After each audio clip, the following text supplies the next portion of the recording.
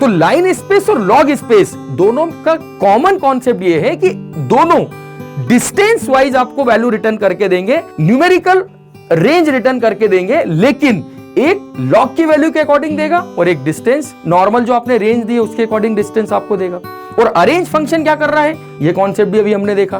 तो तीनों के अपने अपने कॉन्सेप्ट है, समझो आप तीनों फंक्शन अपने अपने एरियाज में काम कर रहे हैं सबसे, लेकिन कॉमन क्या है इन तीनों में, this all function can be used to create an array with numerical range.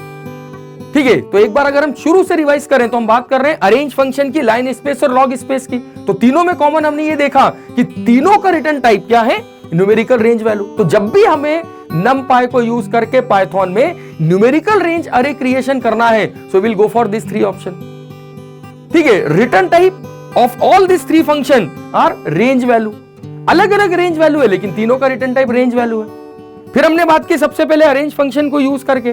ठीक है, कॉमन पैरामीटर मैंने आपको बताया, इसमें कॉमन पैरामीटर क्या है, start, stop and data type, which is common for all. Step, अगर आप तीनों में स्टेप दे रहे हैं तो तीनों की स्टेप अलग अलग रिक्वायरमेंट के हिसाब से रिजल्ट रिटर्न करेगी, राइट। तो सबसे पहले हमने बात की अरेंज फंक्शन की।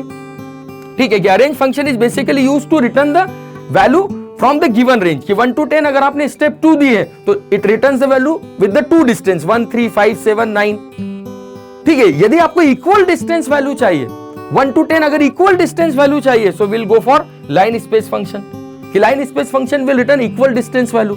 और यदि आपको इक्वल डिस्टेंस लॉगरिथम वैल्यू के अकॉर्डिंग चाहिए so will go for log space function, कि जहां पर हमने लॉग स्पेस की बात की।